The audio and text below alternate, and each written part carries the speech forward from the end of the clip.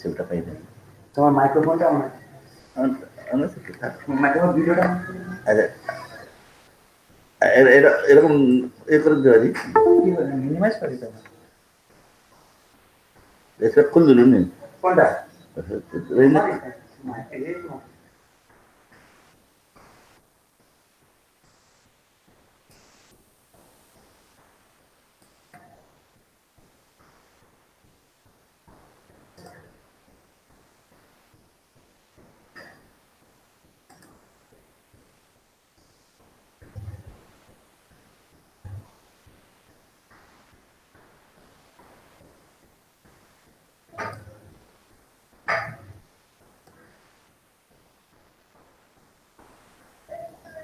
মামা pan pan গাই গো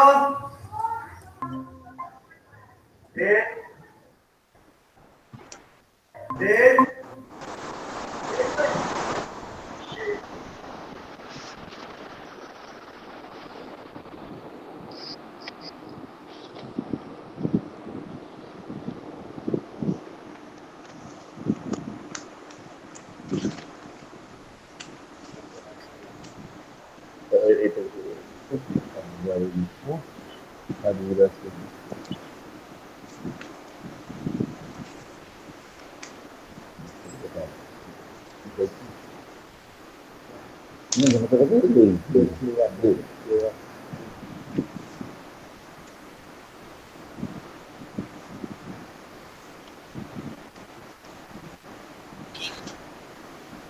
বলুন।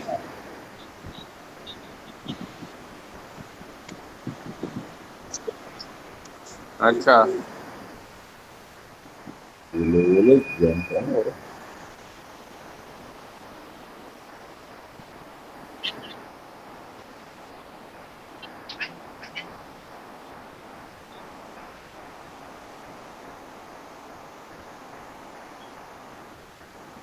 তরুণ বাবু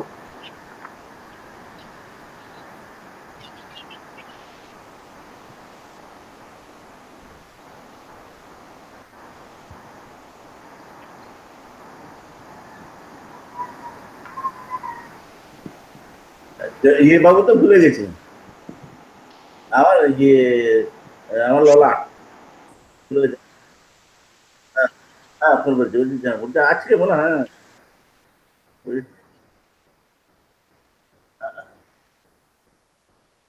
এত ভুলে যায় কেন বুঝতে পারছি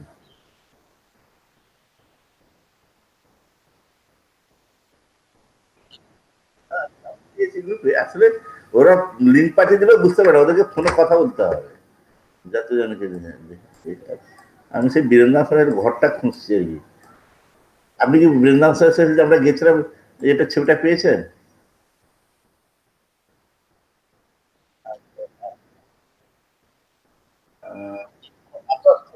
গত বছর গেছিলাম না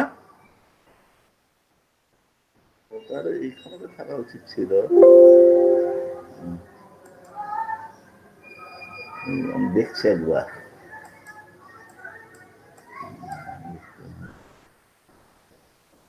ক্যামেরায় জুলাই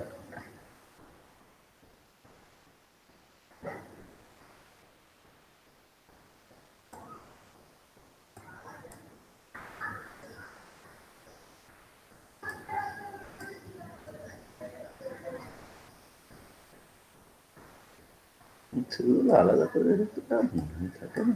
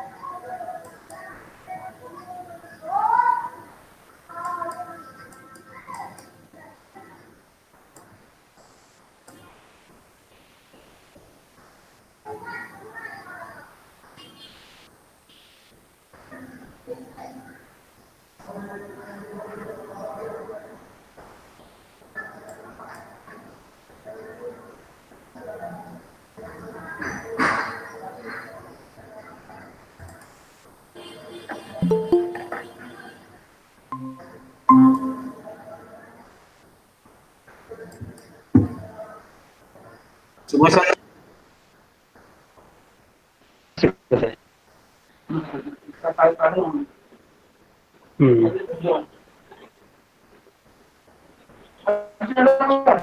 সাবধানে যাও, গাড়ি দিয়ে যাবে নি?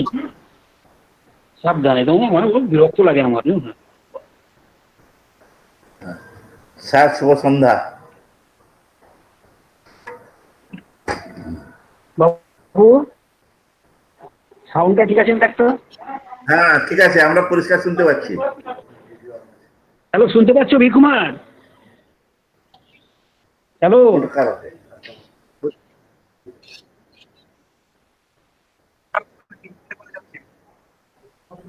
শোনা যাচ্ছে? এবার হ্যাঁ পরিষ্কার শুনতে পাচ্ছি। এটা সাউন্ডটা কম লাগছে মনে হচ্ছে।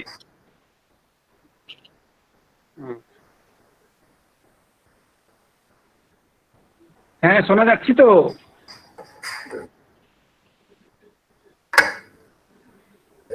ঢুকছেন না কেন অন্যরা?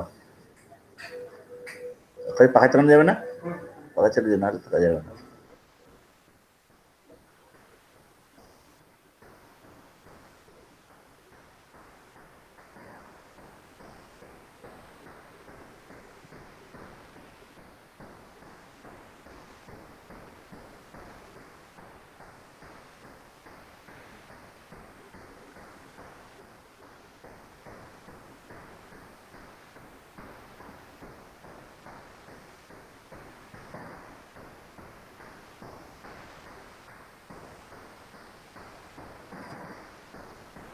এই যে ফোনে এতক্ষণ ধরে সেই করোনা নিয়ে বলতে থাকে আরম্ভ করে ঘরে বিরক্ত হয়ে যায়।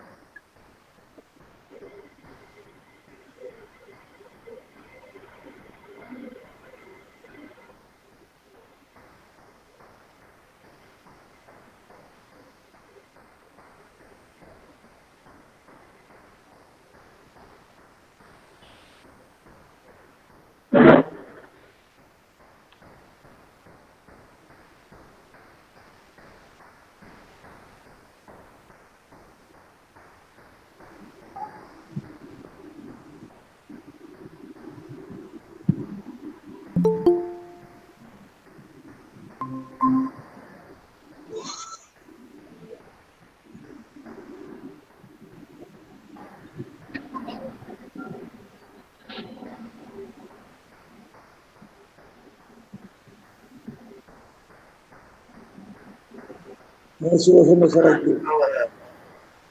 আচ্ছা ডাক্তারবাবু বলে ভিডিওটা অফ আছে বোধহয়। ডাক্তারবাবুর ভিডিওটা অফ আছে।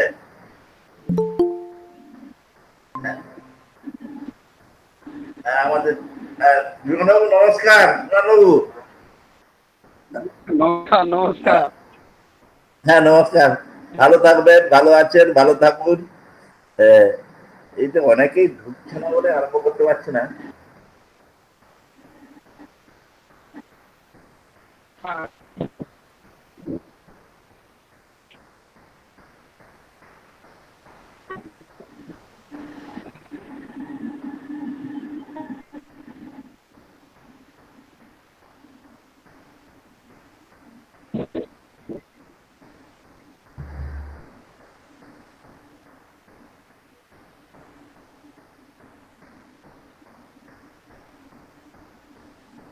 অমরবাবুকে একবার ফোন করছি।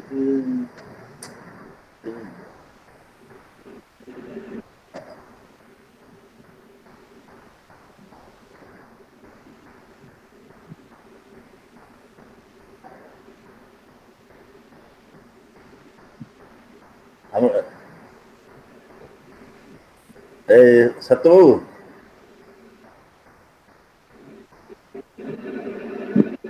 সত্যবাবু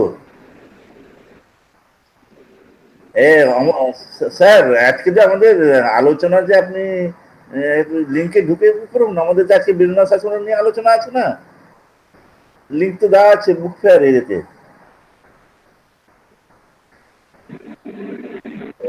বলছেন? হ্যাঁ হ্যাঁ না আমি অমরবাবুকে বলছিলাম। অমরবাবুকে বলছিলাম তার শরীরটা খারাপ। হ্যাঁ সত্যবাবু এই অমরবাবুর শরীর খারাপ। আহ, না 6:10 দিকে আপনি আনুষ্ঠানিক কাজ শুরু করে দিন, তারপর বরং গৌরীকে বলুন তার একদিন যদি ফোন করতে যদি। হ্যাঁ আমি বেড়ে গেলাম, তোমার সমস্যা নাই তো? ওই ক্যামেরাটাকে সাইড ব্যস্ত হয়ে নিজের মতো করে। এটা ক্যামেরা নেই। এটাই ক্যামেরাটাই মাইক্রোফোন সব। ও আপনি মানে এটা কোথায় রাখতে পারেন ভালো হবে দেখ তুই দেখ। এটা পিন করে না, হ্যাঁ হ্যাঁ তুই পিন করে না। কি বলতে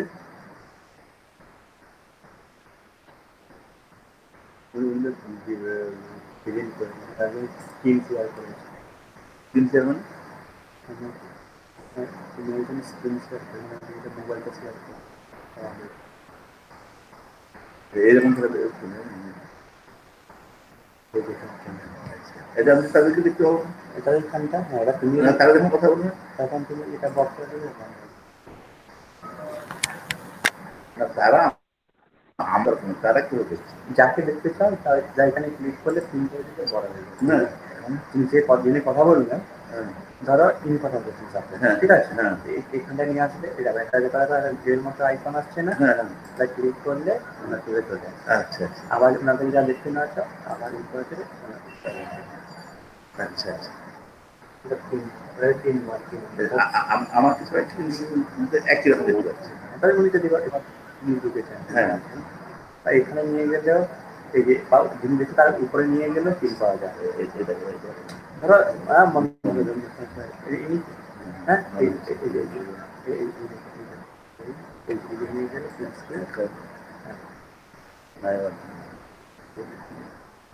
হ্যাঁ তুমি যে তিন আছে আর তিন আছে, ঠিক আছে, যাতে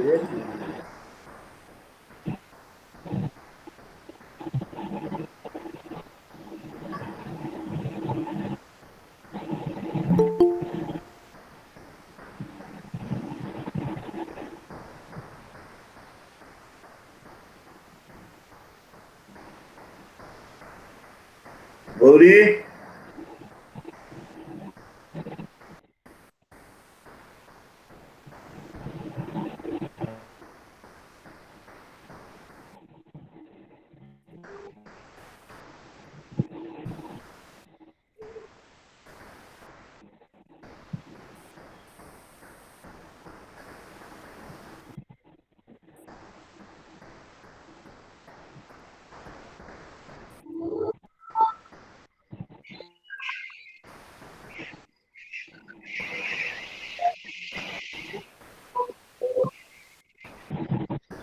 সুদর্শন শুভেচ্ছা বিজয় শুভেচ্ছা সুদর্শন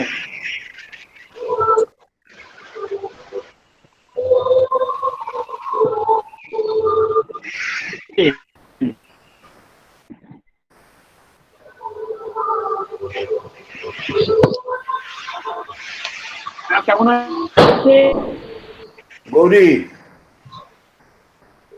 তুমি কোথায় তুমি আমাদের আজকে আলোচনা আছে, তুমি লিঙ্ক দেখেছো, ঢুকছো না কেন? হ্যাঁ আজকে কেন 15 দিন আগে থেকে দেওয়া আছে, আজকেও লিঙ্ক দেওয়া হয়েছে। 15 দিন আগে থেকে দেওয়া আছে, 3 দিন আগে দেওয়া আছে।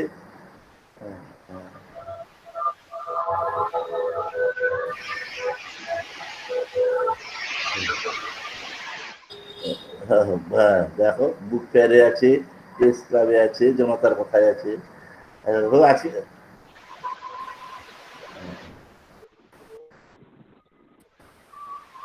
ঢুকে পড়ো ঢুকে পড়ো, লিঙ্ক দেওয়া আছে, লিঙ্ক দেওয়া আছে, ঢুকে পড়ো। হ্যাঁ সে বাড়িতে তো বুকরুমে তো ঢুকবে।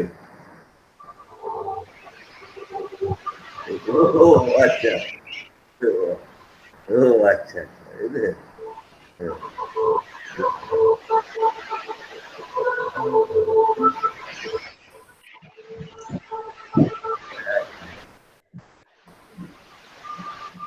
ঠিক না, আজকে হচ্ছে বিভিন্ন শাসন নিয়ে আলোচনা আর কি।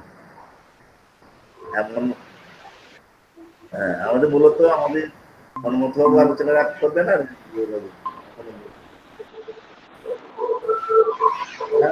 হ্যাঁ মূলত ওনাদের দুজনকে রেখেছি।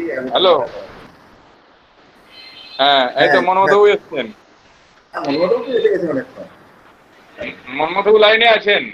হ্যাঁ, মনোমতো লাইনে অনেকক্ষণ আছেন, অনেকক্ষণ। অমলেন্দু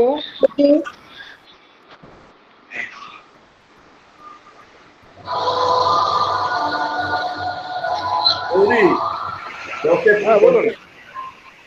10-এ তুমি আনুষ্ঠানিকভাবে শুরু করো, তারপর যারা যারা ঢুকবেন।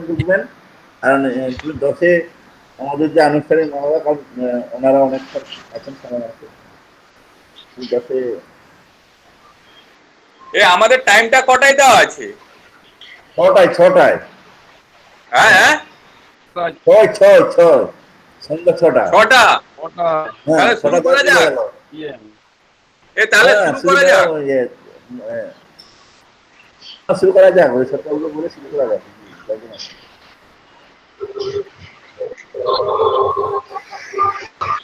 ললা বিস্কুটকে মনে করে হবে আসলে, বলছে হ্যাঁ আমার তো বিদ্যা বিস্কুট কোথায়? আরেকবার ফোন। বিদ্যা হ্যাঁ, আর সপ্তাহকে বলে আরম্ভ করে শুরু দেবে। করি। সপ্তাহ। হ্যাঁ হ্যাঁ, হ্যাঁ বলো। হ্যাঁ, হ্যাঁ, শুরু করতে বলছি তো। শুরু করো। আজ দেশপ্রাণ বীরেন্দ্রনাথ ঠাকুরের জন্মদিন। 1881 এমন একটি দিনে তিনি আমাদের দেশপ্রাণ ব্লকের, পূর্ব মেদিনীপুর জেলার দেশপ্রাণ ব্লকের চণ্ডীভেটিতে শাসমল পরিবারে জন্মগ্রহণ করেন। তার স্মৃতিতে আমরা আজকে তার জন্মদিন যেমন স্মরণ করব, আজকের এই আমাদের এই ভার্চুয়াল এই প্রোগ্রামে সভাপতিত্ব করবেন আমাদের এগরা মহকুমা বইমেলার কার্যকরী সভাপতি শিক্ষারত্ন বীর কুমার সি মহোদয়।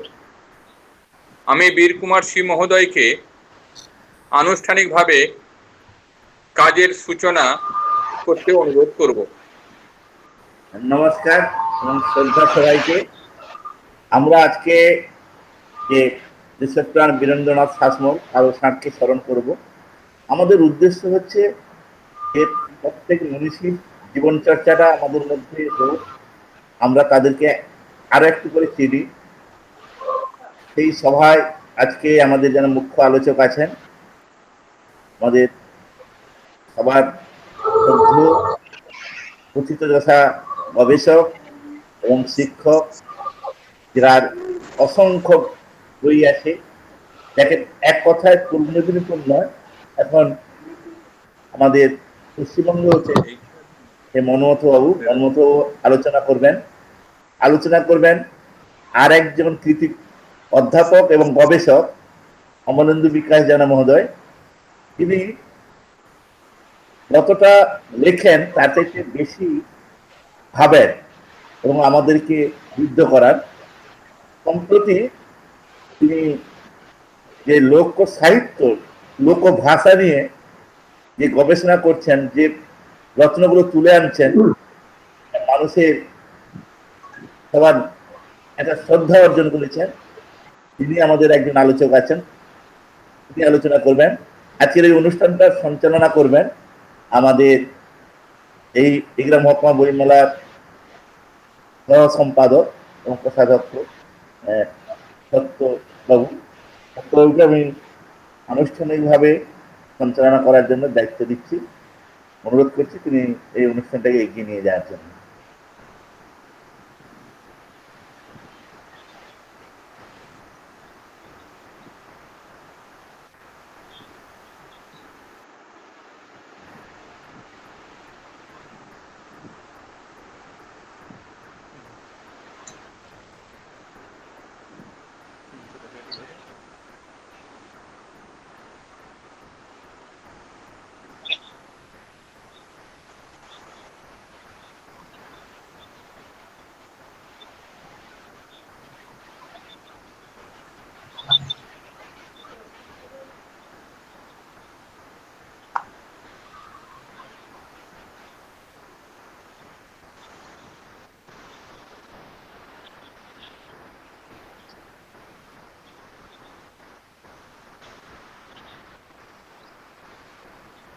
আর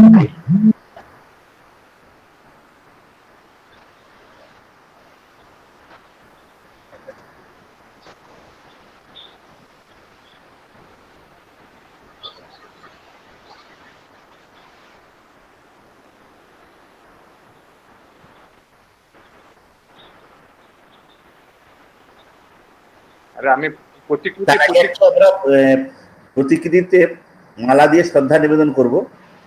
মালা দিয়ে শ্রদ্ধা নিবেদন করছেন আমাদের সবার পক্ষ থেকে আমাদের বইমেলার সম্পাদক সম্মানীয় গৌরসিংহ মহাপাত্র মহোদয়। তাকে বলবো যে আমাদের সবার হয়ে শ্রদ্ধা নিবেদন করে প্রতিকৃতিতে মাল্যদান করুন, তারপর আমরা আলোচনায় যাব।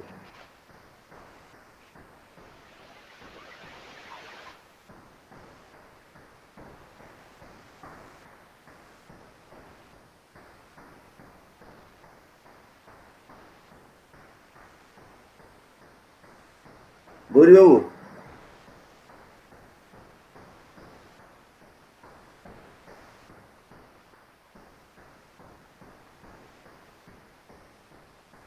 হ্যাঁ গৌরীবাবু, হ্যাঁ হ্যাঁ মালাটা দিন।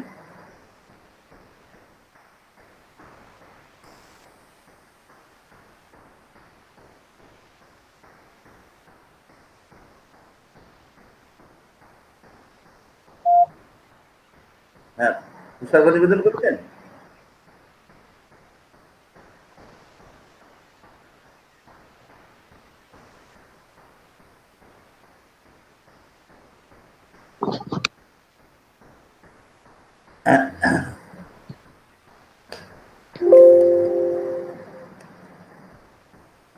যে যেখানে আছেন একটু দাঁড়িয়ে পড়ে আমাদের শ্রদ্ধা নিবেদন করলে ভালো লাগবে।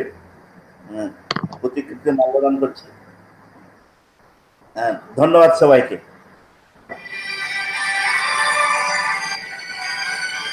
হ্যাঁ, আমাদের আজকে তো একটা আপনি বুক ফেয়ারে যেতে দেখেছেন তো, আমরা দেশের প্রাণ নিয়ে আলোচনা করছি। আপনি একটু ঢুকে পড়ুন গুগল মিটে। হ্যাঁ, সব তো এগিয়ে যান।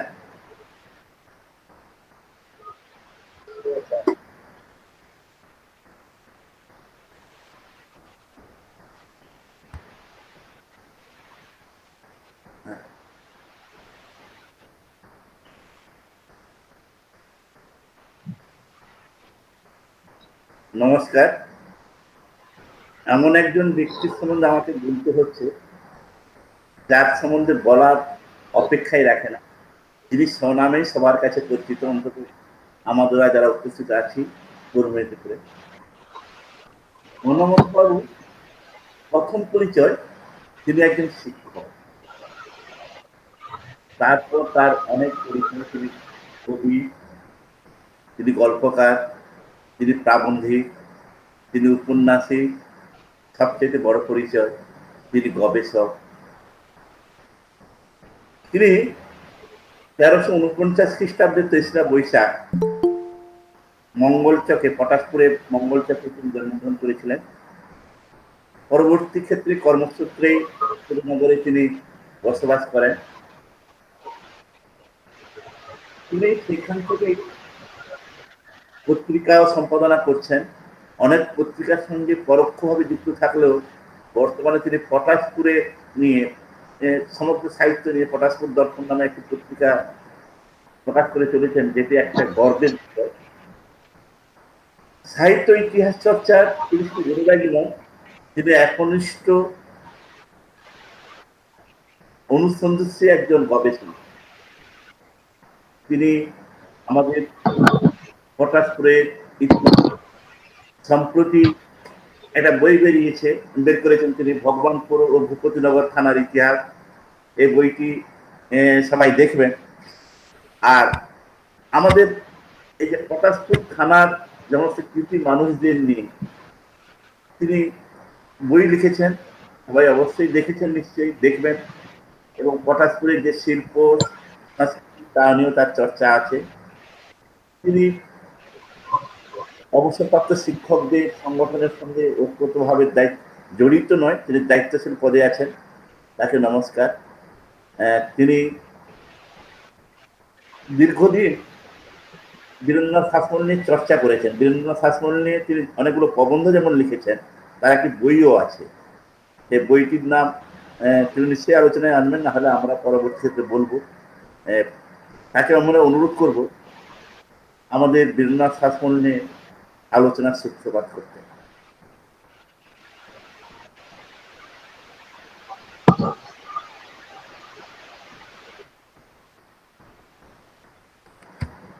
স্যার, স্যার শুনছেন? শোনা যাচ্ছে? সত্যবাবু, সত্যবাবু শোনা যাচ্ছে? স্যার কি বলুন একটু আলোচনা।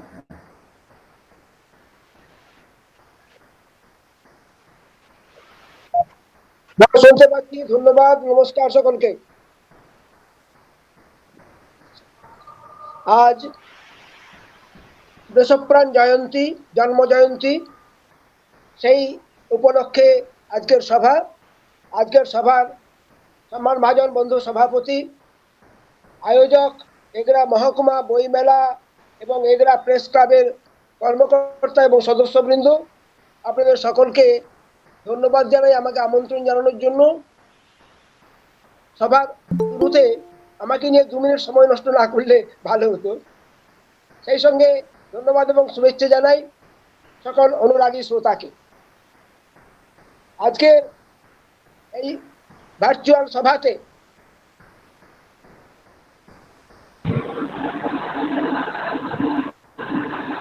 দেশপ্রাণকে প্রণাম জানাই। দেশপ্রাণ বীরেন্দ্রনাথ শাসমল শোনা যাচ্ছে না? একজন বড় মাপের মানুষ ছিলেন। শোনা যাচ্ছে না? শোনা যাচ্ছে না? হ্যাঁ শোনা যাচ্ছে। শোনা যাচ্ছে? হ্যাঁ শোনা যাচ্ছে। বেশ। দেশপ্রাণ বীরেন্দ্রনাথ একজন বড় মাপের মানুষ ছিলেন। সম্ভবত অমলেন্দু বাবু স্যার বলে সাউন্ডটা মিউট করেননি, তার জন্য একটু ডিস্টার্ব হয়ে হচ্ছে। কাঁথির এই মানুষটি সারা বঙ্গপ্রদেশে একটু বড় মাপের মানুষ হয়ে উঠেছিলেন। আমরা গোড়াতে তার বড়ত্বের একটু ধারণা নেওয়ার চেষ্টা করব। আমরা অনেকেই তার সম্পর্কে কিছু কিছু পড়েছি। আমি বিস্তারিত আলোচনায় যাব না, কিছু সংকেত দেওয়ার চেষ্টা করি। দেশপ্রাণের বড় কাজ ছিল অসহযোগ আন্দোলন পর্বে ইউনিয়ন বোর্ড বয়কট। অসহযোগ আন্দোলনে তিনি দেশবন্ধু চিত্তরঞ্জন সুভাষচন্দ্রের সঙ্গে কারাবন্দী হয়েছিলেন।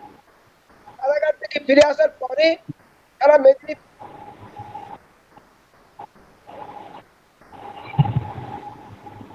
জেলা সংবর্ধনায় তারা মেদিনীপুর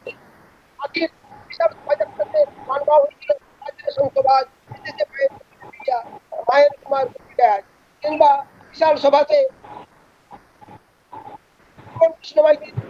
কবিতা গান করা হয়েছিল, ক্রমাগত কৃষ্ণ তাপস। তিনি মৃত্যুর পূর্বেই মেদিনীপুরবাসীর কাছে দেশপ্রাণ আখ্যা লাভ করেছিলেন। আবার মৃত্যুর পরে মাত্র 54 বছর বয়সে তার মৃত্যুর পরে কলকাতার এলবার্ট হলে যে শ্রদ্ধা জ্ঞাপন সভা হয়েছিল, এটিতে আচার্য প্রফুল্লচন্দ্র সভাপতিত্ব করেছিলেন। সেখানে সভাতেই সিদ্ধান্ত গ্রহণ করা হয় যে বীরেন্দ্রনাথকে বঙ্গবাসী দেশপ্রাণ আখ্যায় ভূষিত করলাম। এই সম্মান তাকে দেওয়া হয়েছিল। সেই সঙ্গে তার মৃত্যুর পরে কলকাতা গেজেটে একটি প্রবন্ধ লিখেছিলেন জ্যোতির্ময়ী গাঙ্গুলি। জ্যোতির্ময়ী গাঙ্গুলি সেখানে খ্যাতিমান কংগ্রেস কর্মী ছিলেন। আমাদের ভারতবর্ষের ডাক্তার কাদম্বিনী গাঙ্গুলি। সেই জ্যোতির্ময়ী গাঙ্গুলি লিখেছিলেন যে আমরা মেদিনীপুরের মুসলিম সম্রাটকে দেখতে চেয়েছিলাম বিধাতা। সেই সঙ্গে তিনি ওই বছরই কেন্দ্রীয় আইনসভায় নির্বাচিত হয়েছিলেন। এই নির্বাচনে করতে পারেননি, কেননা তার আগেই তিনি মৃত্যুবরণ করেছেন। রাজেন্দ্র প্রসাদ নেতা বলেছিলেন আজমল আইনসভাতে এলে তিনি কংগ্রেসের স্তম্ভস্বরূপ হতেন। এই সকল কথা থেকে আমরা বুঝতে পারি যে তিনি বঙ্গবন্ধু একজন বড় মানুষ ছিলেন। বাংলার পরিধি অতিক্রম করে তিনি ভারতীয় রাজনীতিতেও সম্ভাবনাময় হয়ে উঠেছিলেন। নিঃসংশয়ে বলতে পারি রাষ্ট্রগুরু সুরেন্দ্রনাথ, দেশবন্ধু চিত্তরঞ্জন, সুভাষচন্দ্র, ফজলুল হক, গোলাম এদের সঙ্গে এমনি অল্প কয়েকজন মানুষের সঙ্গে আমরা তার কাছে পদাধিকার উল্লেখ করি। তিনি মেদিনীপুর জেলা বোর্ডের খ্যাতিমান চেয়ারম্যান হয়ে উঠেছিলেন 1923-এ। তিনি দুবার প্রদেশ কংগ্রেসের সম্পাদক ছিলেন, একবার সভাপতি ছিলেন, একবার সভাপতি পক্ষান্তর করে প্রাদেশিক আইনসভাতে নির্বাচিত হয়েছেন। প্রথমবার আসনে নির্বাচিত হয়েছেন এবং ভারতের আইনসভাতে নির্বাচিত হয়েছেন। আপনি একটু মিউট করে বলুন দেখি, আপনার মনে হয় মিউটটা না থাকার জন্য শব্দটা পরিষ্কার হচ্ছে না বোধহয়। কিছু অসুবিধা হচ্ছে? হ্যাঁ, শোনা যাচ্ছে। একটু ডিস্টার্ব হচ্ছে। আমাকে কি শুনতে পাচ্ছো? হ্যাঁ, স্যারের কথা শুনতে পাচ্ছি। আপনার মিউটটা করে দিন দেখি। আমাকে শুনতে পাচ্ছো? হ্যাঁ, শুনতে পাচ্ছি। মানে আমাকে শোনা যাচ্ছে? হ্যাঁ, পরিষ্কার শোনা যাচ্ছে। হ্যাঁ স্যার, চল এগিয়ে যান। আমার কথা শোনা যাচ্ছে? এগিয়ে যান স্যার। হ্যালো হ্যালো, না, অমলেন্দু বাবুকে শোনা যাচ্ছে? হ্যাঁ, শোনা যাচ্ছে, শোনা যাচ্ছে। হ্যাঁ, শোনা যাচ্ছে, পরিষ্কার শোনা যাচ্ছে। বাবু কাকে শোনা যাচ্ছে? হ্যাঁ হ্যাঁ, শোনা যাচ্ছে এবার। হ্যালো, বেশ, ঠিক আছে ঠিক আছে, হ্যাঁ বলতে থাকে, ঠিক আছে ঠিক আছে। আমরা এই যে বড় মাপের মানুষটির নানা পদাধিকার এবং কৃতিত্বের কথা, গৌরবের কথা বললাম, সেটি কি করে এলো? চণ্ডীভটির কৃষক সমাজের একজন ভূস্বামী পরিবারের সন্তান তিনি, ব্যারিস্টার হয়েছিলেন, কিন্তু এইটুকু পরিচয় কি তাকে অত বড় মর্যাদা দিতে পারে? কতজনই তো ব্যারিস্টার হয়েছেন, কতজনই তো ভূস্বামী পরিবার থেকে এসেছেন, তাহলে বীরেন্দ্রনাথ কোন গুণে এই বড় মর্যাদার অধিকারী হতে পারলেন? আমরা একটা কথা জানি, সিরদার তো সর্দার, তাকেই আমরা সর্দার বলি, যিনি সির দিতে পারেন। প্রাণপণ করে যিনি অপরের জন্য, দেশের জন্য কাজ করেন, তাকেই মানুষ সহজে নেতা বলে মেনে নেয়। ত্যাগের দ্বারাই মানুষ নিজেকে প্রতিষ্ঠিত করতে পারেন। দেশপ্রাণের সেই কথাটা আমরা জানি, for whom shall I live if not for the people. মানুষের জন্য যদি না বাঁচি তাহলে বাঁচবো কেন? বাঁচবার অর্থ কি? দিতে হবে, দেশের জন্য দিতে হবে। কবির সেই গানটা মনে পড়ে, আমায় যে সব দিতে হবে সে তো আমি জানি, আমাকে সব দিতে হবে। এই দেওয়াটাই বড় কথা। আসলে বড়ত্বের প্রধান শর্ত সম্ভবত অনেক পুরনো দিন থেকেই তৈরি হয়ে আছে। বজ্রাদপি কঠোরানি মৃদুনি কুসুমানি চ।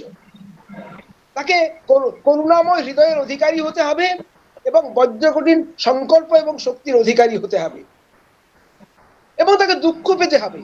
রবীন্দ্রনাথের সেই বিশিষ্ট কথাটা আমাদের মনে পড়বে, কে পেয়েছে সবচেয়ে, কে দিয়েছে তাহার অধিক, কে লয়েছে নিজ শিরে রাজফলে মুকুটের সম, সবিনয়ে সগৌরবে ধরা মাঝে দুঃখ মহত্তম। দেশপ্রাণ পেয়েছেন অনেক, কিন্তু দিয়েছেন অনেক অনেক বেশি। তিনি অপরিমিত দুঃখ পেয়েছেন, দুঃখ পেতে বাধ্য হয়েছেন, কেননা সেবা করলে, সংগ্রাম করলে দুঃখ পেতেই হয়। তার জীবনের আশঙ্কা ছিল, তাকে ছুরি মারার চেষ্টা হয়েছিল, তাকে কত নিন্দাবাক্য শুনতে হয়েছে। মেদিনীপুরের ক্যাওট কলকাতা এসে রাজত্ব করবে, এমনি কত নিন্দাবাক্য, রাজনৈতিক ঘৃণ্য ষড়যন্ত্র হয়েছে তার বিরুদ্ধে। আমরা সেদিকে যাব না, আমরা দেখব তিনি কোন কোন সেবার মধ্য দিয়ে মানুষের হৃদয় জয় করেছিলেন। তিনি দেশের সেবা করবার জন্য আগ্রহী ছিলেন বলেই কংগ্রেস রাজনীতিতে যুক্ত হলেন 1901-এ মেদিনীপুরের প্রাদেশিক কংগ্রেসে এবং 1901-এ এবং কলকাতায় কংগ্রেস অধিবেশনে তিনি অভ্যর্থনা কমিটির সদস্য পদ নিয়েছিলেন, কাজ করেছিলেন অনেক। 1913 থেকে 1913 এবং 1920-তে মেদিনীপুরের তিনি সেবা বাহিনী নিয়ে ত্রাণ কার্যে ঝাঁপিয়ে পড়েছিলেন। 1931-32 সেই সময় আইন অমান্য করতে যে অপরিসীম যন্ত্রণা ভোগ করেছে মেদিনীপুরবাসী, পুলিশের অত্যাচারে বহু মানুষ মারা গিয়েছে, এই সকলের তদন্ত কমিশনে তিনি যখন কংগ্রেসে নেই, তিনি যখন কংগ্রেসের বাইরে, তিনি বেসরকারি তদন্ত কমিশন তৈরি করেছিলেন। নিয়োগীদের নিয়ে এই রিপোর্ট দিল্লিতে প্রকাশিত হয়েছিল, যার ফলে সরকারের টনক নড়েছিল। 1907 থেকে 1933 পর্যন্ত অসংখ্য বিপ্লবীদের হামলা লড়েছিলেন তিনি, বেশিরভাগ ক্ষেত্রে বিনা পারিশ্রমিকে, এবং এর জন্য করতে হয়েছে তাকে। এই সকল সেবার মধ্য দিয়ে তিনি মানুষের মন জয় করেছিলেন, মানুষের আপনার জন্য হয়ে উঠছিলেন। তার সবচেয়ে বড় কীর্তি দুটি। এক, দুবার মেদিনীপুর বিভাজন তিনি আটকে দিয়েছিলেন। মেদিনীপুরকে টুকরো করার চেষ্টা হয়েছিল এই ব্রিটিশ আমলে দুবার। 1907-এ 1905 থেকে যে বঙ্গভঙ্গ প্রতিরোধ আন্দোলন হয়েছিল, এই আন্দোলনে তিনি তো কংগ্রেসের প্রচার করছিলেন। এই সময়ই 1907 থেকে মেদিনীপুরকে ভাগ করবার একটা ষড়যন্ত্র সরকারি প্রশাসনিক কাজকর্ম চলছিল। সরকার ঘোষণা করলো মেদিনীপুরকে ভাগ করা হবে, কাছি এই এলাকাটা নিয়ে যেটা হবে এবং তার সদর দপ্তর হবে খড়গপুরে। এই কথাটা জানবার পরে বীরেন্দ্রনাথ আন্দোলন শুরু করেন।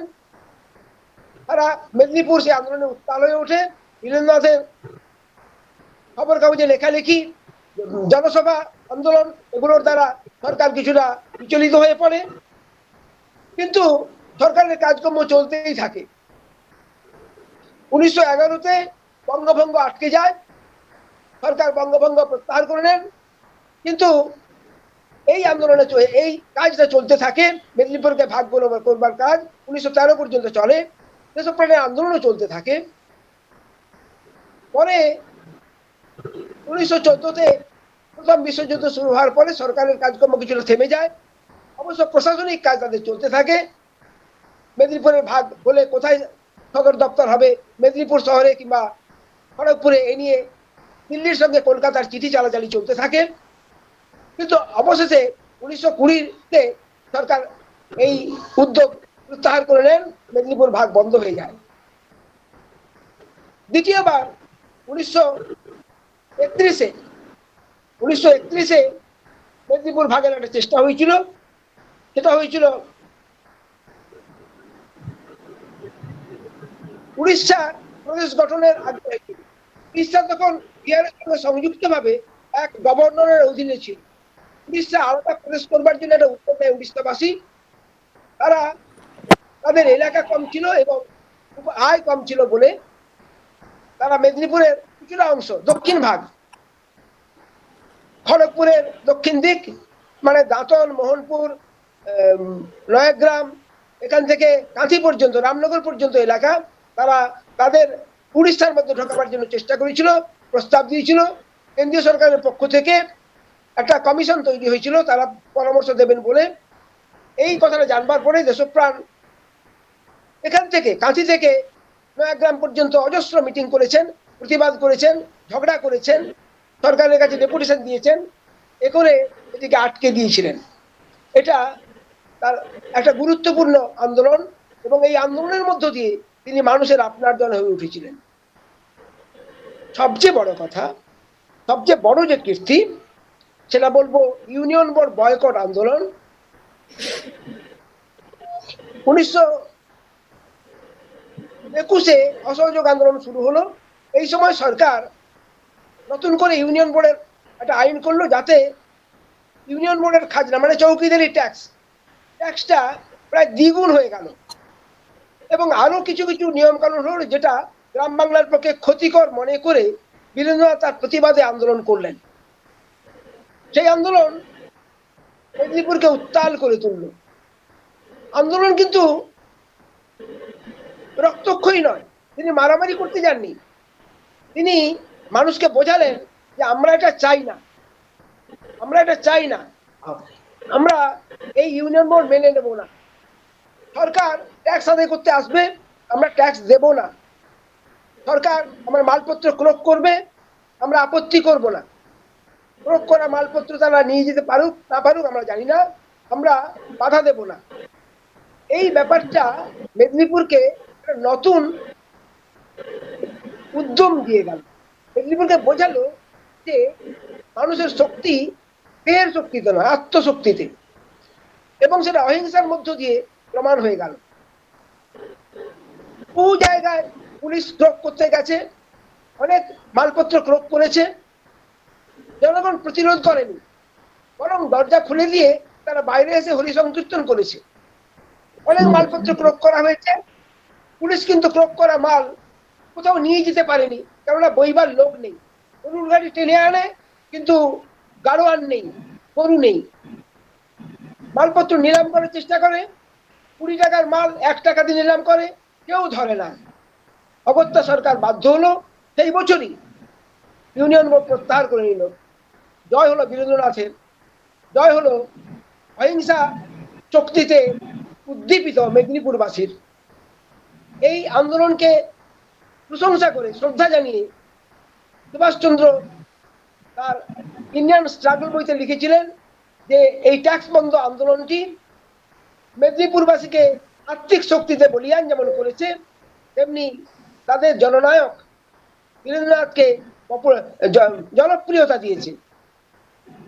এই আন্দোলনটাকে আমরা বলি দেশপ্রাণের সবচেয়ে বড় কাজ। কেন বলি? বলবার কারণ হলো এই আন্দোলনের বার্তাটা অনেক অনেক দিন পর্যন্ত চলেছিল, সুদূর প্রসারী। অনেক পরে 1942 যে ভারত ছাড়ো আন্দোলন ঘটলো, সেই মহা আন্দোলনের সূত্র কিন্তু ওখানেই। 1930 থেকে 34 যে আইন অমান্য আন্দোলন, লবণ সত্যাগ্রহ, তারও সূত্র সেখানে। কেননা দেশপ্রাণ মানুষকে শিখিয়েছে ত্যাগ করতে হবে, যন্ত্রণা বরণ করতে হবে, এবং তার মধ্য দিয়ে আমাদের দেশপ্রেম প্রমাণিত হবে। 1946-এ আনন্দবাজারে একটা সম্পাদকীয় লেখা হয়েছিল, তাতে বলেছিল যে 42-এ মেদিনীপুর যে সারা ভারতের মধ্যে সেরা সংগ্রামী প্রমাণ হয়েছে, তার কারণ কি? তার কারণ হলো দেশপ্রাণ একবার বলেছিলেন মেদিনীপুর মরতে শিখেছে, সে কাউকে ভয় করে না। এই নির্ভীকতা দিয়ে গেছেন বীরেন্দ্রনাথ, সেই জন্য মানুষ তাকে শ্রদ্ধা করেছে, সেই জন্য পরবর্তীকালে মানুষ সংগ্রামকে তুচ্ছ জ্ঞান করেছে, কেননা কোন সংগ্রামী তাদের কাছে ভয়ের ছিল না। মৃত্যুকে তারা তুচ্ছ করেছে, ঘর পুড়েছে, রোগ হয়েছে, গুলিতে মানুষ মরেছে, মানুষ ভয় পায়নি। এই শিক্ষা দিয়ে গেছেন বীরেন্দ্রনাথ। ফলে বীরেন্দ্রনাথের ইউনিয়ন বোর্ড বয়কট আন্দোলন সুদূর প্রসারী প্রভাব ফেলতে পেরেছিল মেদিনীপুরের বুকে। এই অবস্থায় আমরা আলোচনাকে শেষ করতে যাব। আমরা বলবো দেশপ্রাণ আমাদের কি দিয়ে গেছেন, আজকে আমরা দেশপ্রাণের পথে কি করতে পারি। দেশপ্রাণ তার মৃত্যুর আগের উইলে লিখেছিলেন, জীবিতাবস্থায় আমি যে শির কাহারও নিকট অবনত করি নাই, মৃত্যুর পরেও যেন আমার সেই শির অবনমিত করা না হয়। আমরা অনেকেই জানি যে দেশপ্রাণকে দণ্ডায়মান অবস্থায় দাহ করা হয়েছিল। এটা কি প্রমাণ করে? প্রমাণ করে আত্মমর্যাদাবোধ। একটা মজবুত শিরদাঁড়ার মানুষ বীরেন্দ্রনাথ, চির উন্নতশীল বীরেন্দ্রনাথ। আমরা তার কাছে সেই আত্মমর্যাদাবোধের শিক্ষা নিতে পারি, অপরের দাসত্ব না করে আপন বিবেকের দ্বারা পরিচালিত হওয়ার শিক্ষা নিতে পারি, মানুষকে সেবা করতে গিয়ে সর্বস্ব ত্যাগ করবার দীক্ষা। আমরা এই নির্ভীক সংগ্রামের উত্তরাধিকার গ্রহণের জন্য তার দ্বারস্থ হতে পারি।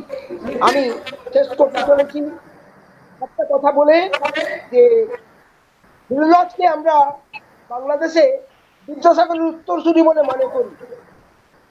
জন্মকালে বিদ্যাসাগরকে বলা হয়েছিল এড়ে বাঁচি, আমরা বীরনাথকে বলে থাকি বাংলার কালো ষাঁড়।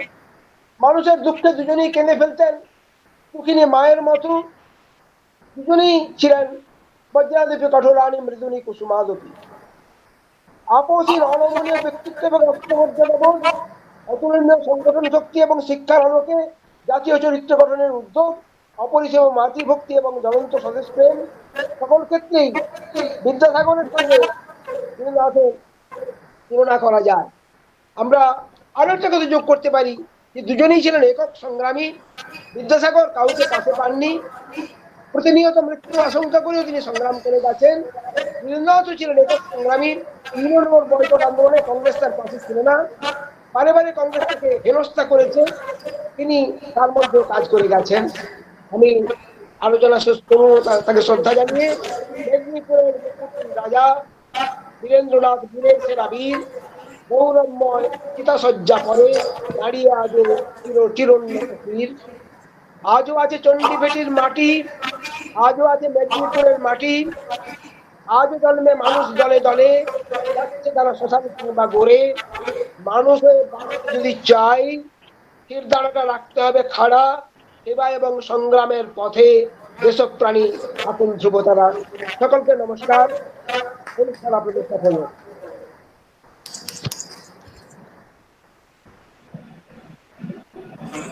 শেষ করেছি।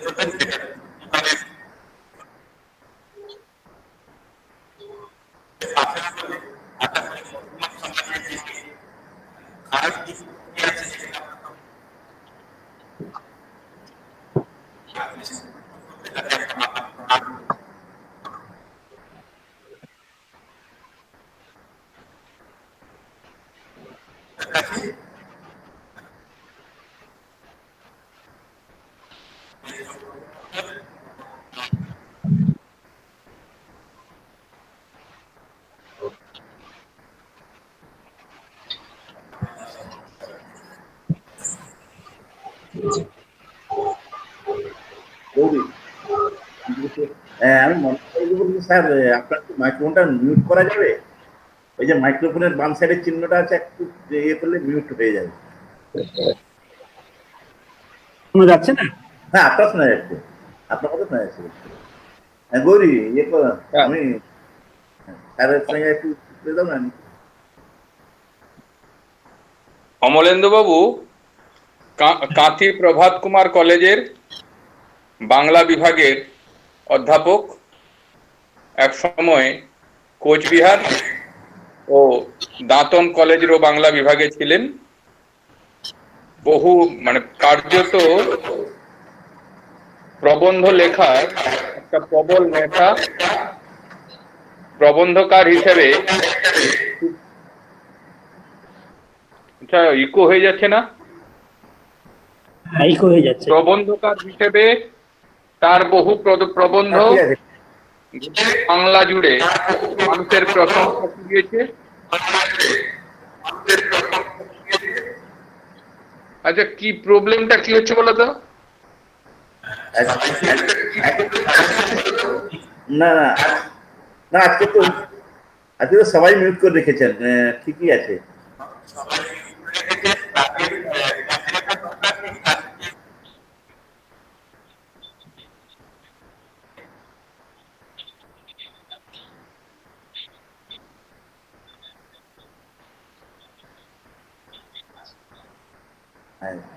প্রবন্ধের সঙ্গে তিনি বাংলা সাহিত্যের আধুনিক কবিতা ও আঞ্চলিক কবিতায় দক্ষতার ছাপ রেখেছেন।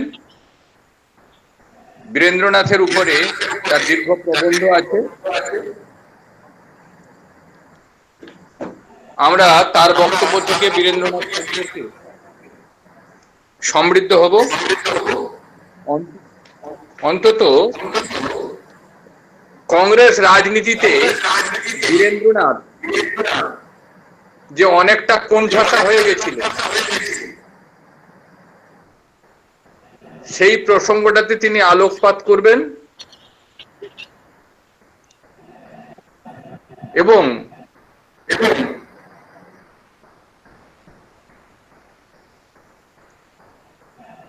আধুনিক কংগ্রেসের আধুনিক ধারার সঙ্গে তার যে মতের অমিলটা হয়েছিল সেইটাকে তিনি বেশি করে আলোকপাত করবেন আশা করি তিনি তার আলোচনার মধ্যে দিয়ে। আর দেশপ্রাণে ভারত ছাড়ো আন্দোলন বা গান্ধীজির অসহযোগ আন্দোলনের যে প্রেক্ষাপট দেশপ্রাণেরই আন্দোলন, সেটা একটু পাবে তার আলোচনায়। আমি অনুরোধ করব অধ্যাপক অমলেন্দু মহাশয়, তিনি তার বক্তব্য উপস্থাপন করবেন। 1 মিনিট। শব্দ একটা হচ্ছে, আমি ঠিক আধুনিক ব্যবস্থায় অভ্যস্ত হতে পারছি না। আচ্ছা, নমস্কার। ঠিক আছে। আচ্ছা, আমাকে কি শোনা যাচ্ছে? হ্যাঁ স্যার, আমি 1 মিনিট সময় নিয়ে নিচ্ছি। বাঙালিকে বলা হয় যে আত্মবিস্মৃত জাতি, এই অপবাদ আছে। আমার মনে হয় এটা বোধহয় আর অপবাদ না, কথাটা খুবই সত্যি। কারণ আমাদের এখানে যারা আছেন অনেকেই, প্রায় প্রত্যেকে বোধহয় চণ্ডীভেটি গেছেন আমার ধারণা। আমরা গত বছর আমি, গৌরীশঙ্কর বাবু, কালীপদ বাবু সকল গেছিলাম। সে জায়গায় দাঁড়িয়ে আমাদের যে কষ্ট হয়েছে সেটা বলার অপেক্ষা রাখে না। তার চাইতে আরো যেটা বড় কষ্ট হয়েছে, দুটো ঘটনা বললে বোধহয় বীরেন্দ্রনাথ আজকে অপ্রাসঙ্গিক মনে হবে না। এই গতকালই মনমতোর সঙ্গে কথা হচ্ছিল যে হাওড়ায় প্রায় প্রত্যেক বাড়িতে বীরেন্দ্রনাথ ঠাকুরের ছবি আছে। আমাদের পূর্ব মেদিনীপুরে জানি না, আমাদের কাঁথি এগরা মহকুমায় কতজনের বাড়িতে বীরেন্দ্রনাথের ঠাকুরের ছবি আছে। এটা আমাদের লজ্জা। আরো একটা সবথেকে মানে সেদিনকার একটা স্মৃতি কথা বলি, নাম না বলেই। আমরা যখন ওই কাঁথি দেশপ্রাণ ব্লকের কাছাকাছি কোনো একটা জায়গায় একজন প্রাথমিক বিদ্যালয়ের শিক্ষককে বললাম আমরা চণ্ডীভেটি যাব। তিনি বললেন যে চণ্ডীভেটিতে কি আছে, চণ্ডীভেটিতে যাওয়ার কি আছে।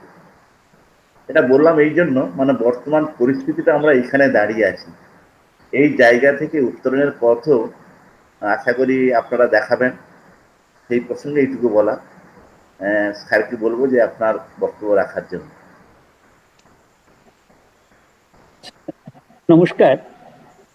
আচ্ছা, আমাকে শোনা না গেলে বলবেন আর কি। হ্যাঁ, খুব ভালো শোনা যাচ্ছে। শোনা যাচ্ছে তো? হ্যাঁ, খুব ভালো শোনা যাচ্ছে। আমি তো খুব ভালো শুনতে পাচ্ছি। সকলকে নমস্কার জানাচ্ছি।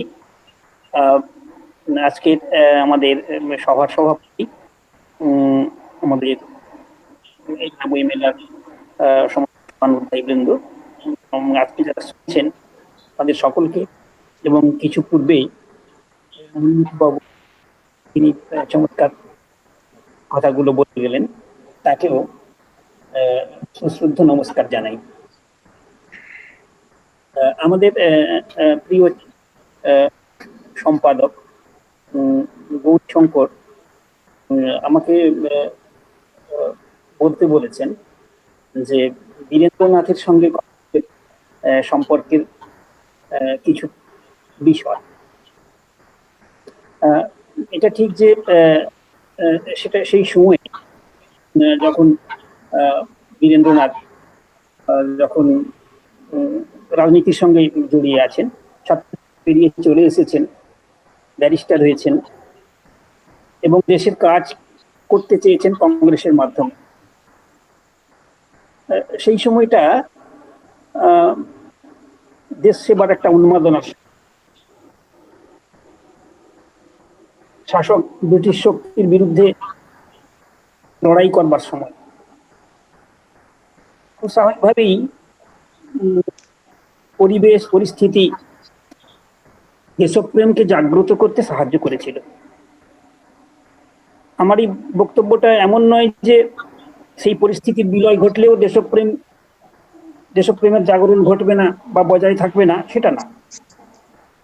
তবুও দেশপ্রেমেরও কিছু সময়ান্তর আছে। ব্রিটিশ বিরোধী আন্দোলনে যে দেশপ্রেম এবং ব্রিটিশদের সঙ্গে যখন যুদ্ধ করতে হচ্ছে না, যখন ভারতবর্ষ স্বাধীনতা পেয়েছে, অন্যান্য প্রতিবেশী রাষ্ট্রগুলির সঙ্গে সুসম্পর্ক বজায় রাখার চেষ্টা করছে ভারতবর্ষ। প্রতিবেশী রাষ্ট্রগুলো ভারতবর্ষের সঙ্গে সুসম্পর্ক রক্ষা করতে চাইছেন না, এমন অবস্থাতেও দেশপ্রেম জাগ্রত হতে পারে, নতুন পর্যায়ের দেশপ্রেম জাগরণের সুযোগ আছে।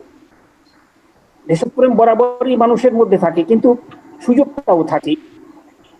পরিস্থিতি, পরিবেশ সেই সুযোগকে একটা কাছাকাছি এনে দেয় মানুষের।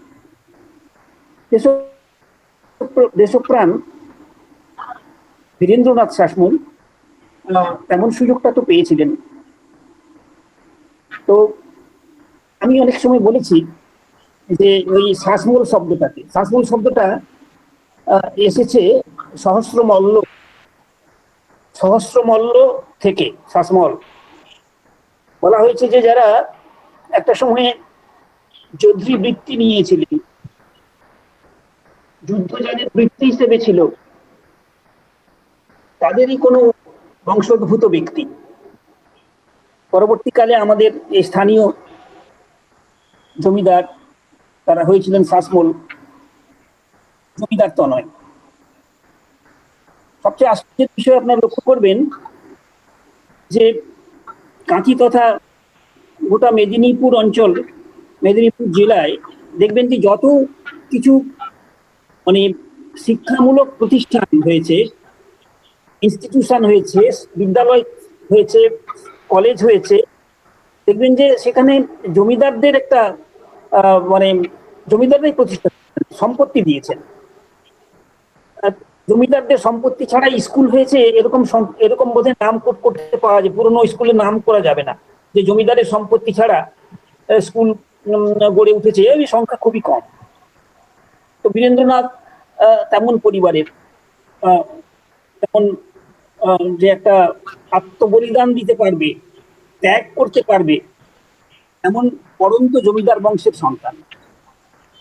কিন্তু জমিদার বংশ পরন্ত হলেও যে রক্ত, ভেতরের যে আভিজাত্য, যে দেশপ্রেম, সেটি বরাবরই অক্ষুণ্ণ ছিল, বজায় ছিল। এবং এসব চারিত্রিক গুণাবলীর সঙ্গে সংযোগ রেখেই তিনি জাতীয় কংগ্রেসে যোগ দিয়েছিলেন তৎকালে। তো বিশেষ করে বলতে হয় যে দেশবন্ধুর সঙ্গে, স্বরাজ্য দলের সঙ্গে যুক্ত থেকে দেশ সেবার কাজে অংশগ্রহণ করেছিলেন এবং বিশ্বাস করেছিলেন দেশপ্রাণকে। দেশপ্রাণের একবারে অনুগামী ছিলেন বলা যায়। যেমন তিনি গান্ধীজির অহিংসা তত্ত্বের অনুগামী, অহিংস নীতির অনুগামী, তেমনি দেশপ্রাণেরও তিনি অনুগামী ছিলেন। যদিও নানা সময়ে তাদের মধ্যে তাদের বিশেষ করে বিরোধ বলবো না, অন্তত কিছু মতভেদ ছিল। আমাদের দেশবন্ধু চিত্তরঞ্জন নানা সময়ে যে সমস্ত বিশেষ করে সিদ্ধান্তগুলো নিয়েছেন, সেটি সেই সব সিদ্ধান্তের সঙ্গে সহমত ছিলেন না, কিন্তু বৃহত্তর স্বার্থের দিকে লক্ষ্য করে তিনি দেশবন্ধুর কর্মকাণ্ডের সঙ্গে নিজেকে যুক্ত রেখেছিলেন, যদিও কিছুটা মতভেদ ছিল। 1924 খ্রিস্টাব্দে তিনি এই মতভেদের কারণে ওই স্বরাজ্য দলের মুখপত্র নাম ছিল ফরওয়ার্ড পত্রিকা, সেই ফরওয়ার্ড পত্রিকার ম্যানেজিং ডিরেক্টর পদ থেকে তিনি সরে এসেছেন। এবং তিনি সরে এসেছিলেন এটি বলেছি, কিন্তু সরে এসেছিলেন মানে এই নয় যে দেশবন্ধুর কাছ থেকে তিনি সরে এসেছিলেন, তা নয়। দেশবন্ধুকে তিনি তার মত এবং পথের দিকে তার লক্ষ্যটা ছিল। দেশবন্ধু যখনই মানে অহিংসার থেকে একটু সরে দাঁড়াচ্ছেন রাজনীতির কারণে, তখন কিন্তু দেশবন্ধু অহিংসার সপক্ষতা করেছেন। এবং বিভিন্ন সময়ে যে যখন করেছেন, বিশেষ করে মহাত্মা গান্ধী যখন বুঝেছিলেন যে তার অহিংসা নীতি তিনি প্রয়োগ করতে পারছেন না। অহিংসা নীতি, গান্ধীজির অহিংসা নীতি প্রয়োগ করা যে কত কঠিন, ভীষণ কঠিন একটা ব্যাপার। অহিংসা আমরা বলছি, এরকম একটা শব্দ উচ্চারণ করে ফেলছি, এই উচ্চারণ করারও যোগ্যতা আমাদের নেই।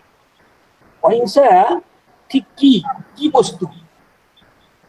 যে অহিংসা তেমন একটা বস্তু যে ঝাড় পোকা কামড়ে দিচ্ছে তাকে মেরে ফেলতে হবে, এমনটা না। এমনটা না যে ঝাড় পোকা মেরে দিলাম আমি অহিংস, তা নয়, কিন্তু ওটা করা যায় না। বলছেন যে কিরকম অহিংসা হতে পারে, আমাদের ভারতীয় অহিংসা নীতি কেমন বলে, যে যেমন বৃক্ষ, একটা গাছ, সেই গাছের ডাল যদি আপনি কাটতে থাকেন, গাছ কিছু বলবে না, গাছ কিন্তু দাঁড়িয়ে থাকবে, আপনাকে বাধাও দেবে না। অহিংসা এমনই হওয়া উচিত। এই অতি সূক্ষ্ম অহিংসার কাছে বীরেন্দ্রনাথ পৌঁছাতে চেয়েছিলেন। এবং স্যার বলেছেন, মনমোহনবাবু, যে কংগ্রেসী যে রাজনীতির সঙ্গে জড়িয়ে গিয়ে এভাবে তিনি পশ্চাদপসরণ করেছেন। সেই পশ্চাদপসরণ তার ওই অহিংসা নীতিকে চূড়ান্তভাবে রূপদান করার জন্যেই তিনি বারবার সরে এসেছেন। কিন্তু যখন কংগ্রেস থেকে সরে এসেছেন, তখনও কিন্তু এমনটা হয়নি যে কংগ্রেস মানুষদের সঙ্গে তার সম্পর্ক ছিন্ন করেছেন, তা কিন্তু করেননি। বরং যখন তিনি কংগ্রেসে নেই, তখনও লোকেরা ভাবতো তিনি কংগ্রেসেরই মানুষ। বহু মানুষ, হাজারে হাজারে মানুষ এসে তাকে তিনি মানে তার কাছে পরামর্শ নিতেন, তার নেতৃত্বে আছেন এটা ধরেই নিতেন, এমন একটা অবস্থা। গান্ধীজি একটা প্রবন্ধ লিখেছিলেন, তার বাংলাটা দ্বারা এরকম: পরাজিত ও সম্ভ্রম বিচ্যুত। পরাজিত, স্যার একটু আগে বলেছেন, পরাজিত ও সম্ভ্রম বিচ্যুত। এই সম্ভ্রম থেকে সরে আসা, সম্ভ্রমের বিচ্যুতি, এই বিচ্যুতি গান্ধীজি শিক্ষা দিয়েছেন। এই বিচ্যুতি অসম্ভব। আপনি জানেন যে গান্ধীজি যখন হত্যার চক্রান্ত যখন বারবার ফাঁস হয়ে যাচ্ছে, তখনও গান্ধীজি কিন্তু পুলিশি প্রহরা নেননি। এখানে যেদিন গান্ধী হত্যা হলো, তার আগেও দু একবার মানে গান্ধী হত্যার পরিকল্পনা, মানে ছকগুলো জানা গিয়েছিল। গান্ধীজিকে বলা হয়েছিল আপনি নিন, আপনি সঙ্গে পুলিশ নিন, নিরাপত্তা রক্ষী নিন। গান্ধী বললেন না, নিরাপত্তা রক্ষী নিলে আমার অহিংসা নীতি থেকে আমি সরে দাঁড়াবো, আমি তা করবো না। আমাদের দেশপ্রাণ ছিলেন সেরকমই মানুষ। যেখানে অহিংসা থেকে বিচ্যুতি দেখেছেন, সেখানে কিন্তু তিনি সরে দাঁড়িয়েছেন। অদ্ভুত একটা ব্যাপার। দেখুন, তিনি ইচ্ছে করলে অনেক রাজনৈতিক সুবিধা পেতে পারতেন। তাকে ওই এক্সিকিউটিভ পদ থেকে, কলকাতা কর্পোরেশনের পদ থেকে কিভাবে সরানো হয়েছে আপনারা জানেন, স্যার বললেন কিভাবে সরানো হয়েছে। এবং যারা সরিয়েছেন তারা কিন্তু খুব বিখ্যাত ব্যক্তি। দেশপ্রাণের বদলে যখন সুভাষচন্দ্র এলেন, খুব সম্ভব তখন 1500 টাকা মাইনে, বিরাট মাইনে, 1500 টাকা বিরাট মাইনে। তো যখন তিনি এলেন, মানে সুভাষচন্দ্র যখন এলেন, মানে যখন ওকে মানে নেওয়া হলো না, সেটা আমরা যারা মনে করি যে কংগ্রেসের কোন দল, হ্যাঁ ঠিকই কংগ্রেসের কোন দল, স্বরাজ্য দলের কোন দল, সেটা ঠিকই, কিন্তু এটাও সঙ্গে সঙ্গে আমাদের মনে রাখতে হবে যে এটা হচ্ছে মেদিনীপুরবাসীকে সরিয়ে দেওয়ার পূর্ব। মেদিনীপুরবাসীকে রাখা যাবে না, না হলে লোকেরা বলতে পারে যে মেদিনীপুরের একটা মাহিষ্য গোষ্ঠীর লোক কলকাতায় নেতৃত্ব করবে। এটা বলা যায়, লোকে বলে। এবং যারা বলেছিল তারা কায়স্থ সম্প্রদায়ের মানুষ, এবং তাদের বিখ্যাত সম্মান সেই সময় তারা ছিলেন, তাদের নাম আমি এখন আর করছি না, অতি বিখ্যাত সব মানুষ, যারা পরবর্তীকালে বিভিন্ন পদে তারা নেতৃত্ব দিয়েছেন, দেশ সেবা করেছেন। কিন্তু ওই ক্ষুদ্র যে স্বার্থ, সেই ক্ষুদ্র স্বার্থের বাইরে আসতে পারেননি। গান্ধীজি তার ওই পরাজিত ও সম্ভ্রম বিচ্যুত প্রবন্ধে বারবার যে কথা বলেছেন তাতে ওই মানুষ একা হয়ে যায়, মানুষ একা থাকতে চায়, তখন আদর্শ নিয়ে একা বাঁচবো, সম্ভ্রম ত্যাগ করবো না, এইটাই হচ্ছে ওই কংগ্রেস থেকে সরে আসা দেশপ্রেম। তো সরে এসেও তিনি জিতেছেন, তো আপনারা সব জানেন যে কিভাবে তিনি জিতেছেন, মানে তার যে কিভাবে জনপ্রিয়তাটা ছিল, বিপুল বিপুল জনপ্রিয়তা ছিল। তো সেই মানুষকে আমরা পেয়েছি, আমাদের মেদিনীপুরের মানুষ, আমাদের কাঁথির মানুষ বলা যায়, আমরা পেয়েছিলাম তাকে। এবং যেটা আমাদেরকে বলা হয়েছিল যে মানে জাতীয়তাবাদী আন্দোলনের যে প্রাণ পুরুষ হিসেবে তাকে একটা সুন্দর উপাধি দেওয়া হয়েছিল যে কালো ষাঁড়। আমি একটা কবিতাও লিখেছিলাম কালো ষাঁড়। কালো ষাঁড় কথাটা মানে জানেন আমাদের কালো ষাঁড় বলতে কালো রংটা ঠিকই, একটা রঙের ব্যাপার আছে, আর ষাঁড়ের একটা বৃহৎ আকৃতি আছে, চেহারা। বীরেন্দ্রনাথ সত্যি সত্যি মানে কালো ছিলেন, কুচকুচে কালো। আমাদের এক লেখক, নাম ভুলে যাচ্ছি, আমাদের ওই দুগ্ধা বেসিনের দিকে বাড়ি, বিখ্যাত দেশপ্রাণের ভক্ত, তিনি বলেছেন স্মরণ সভায়, হ্যাঁ, মতিলাল বাবু, মতিলাল প্রধান, মতিলাল প্রধান তো, হ্যাঁ, তিনি বলেছিলেন মতিলাল বাবুর বাড়িতে তিনি যখন গিয়েছিলেন তখন মতিলাল বাবু ওর গায়ে হাত দিয়ে দেখছিলেন সত্যি কালো কিনা। তখন দেশপ্রাণ বলেছিলেন, তুমি হাত দিয়ে দেখছো আমি সত্যিকারের কালো কিনা। হ্যাঁ, উনি লিখেছেন, ওই মতিলাল দা লিখেছেন সে কথা। তো আর হচ্ছে বৃহৎ আকৃতি, চেহারা বিপুল চেহারা, বিপুল চেহারা। তো সেটা না, সেটা একটা অ্যাপারেন্টলি মানে বাইরের একটা সদৃশতা, কিন্তু কালো ষাঁড়ের একটা গো আছে, গো আছে। সেটা যদি যিনি যে করবে, যে কাজটা সে করবে, যে বিরোধিতা সে করবেই, সে গো থেকে তাকে রক্ষা করা যেত না, সে গোর পথ থেকে সরিয়ে আনা যেত। তো সেই হচ্ছে সেই কালো ষাঁড়, আনক্রাউন্ড কিং অফ বেঙ্গল বলা হয়েছে, যে বাংলার একবারে কঠিন সম্রাট। কাকে সম্রাট বলি আমরা? অনেক রাজার উপরে যিনি থাকেন রাট, অনেক রাজার উপরে যিনি থাকেন, অনেক দেশপ্রেমিকের উপরে যিনি থাকেন, অনেক দেশ নেতার উপরে যিনি থাকেন, তিনি হচ্ছেন বীরেন্দ্রনাথ, আনক্রাউন্ড কিং, কোথাও আনক্রাউন্ড এম্পায়ার হয়তো বলেছেন, সম্রাট, শুধু মুকুটহীন। একটা যুগ থাকলে, জায়গিরদার থাকলে, জমিদারিত্ব থাকলে সেই হয়তো তিনি কিং হিসেবে পরিচিত হতেন, কিন্তু এই মানুষটা যিনি পদব্রজে হেঁটে বেরিয়েছেন, বহু গ্রামগঞ্জ, বহু মানুষের কাছে গিয়েছেন, এই মানুষটা হয়তো বলা যায় যে কেউ বলেছেন যে কংগ্রেসী চক্রান্তের শিকার। কথা ঠিক, এটি দলীয় রাজনীতির বিরোধ, ব্যক্তি বিরোধ, গোষ্ঠী বিরোধ ছিল। হ্যালো, শোনা যাচ্ছে না?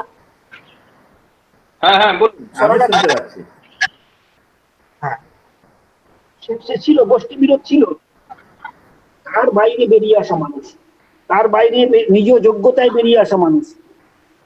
আজকে আমরা বলি যে এখনকার দিনে একটা চরণ খুঁজে পাওয়া যায় না প্রণাম করবার জন্য, একটা চরণ খুঁজে পাওয়া যায় না প্রণাম করবার জন্য। আমার কার চরণে প্রণাম করব?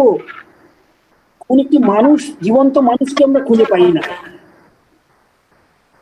বীরেন্দ্রনাথ তার নিজের সময়ে বোধ করি এরকম কোন মানুষ খুঁজে পাননি যার চরণে তিনি প্রণত হবেন, এমন কোন মানুষ খুঁজে পাননি বলেই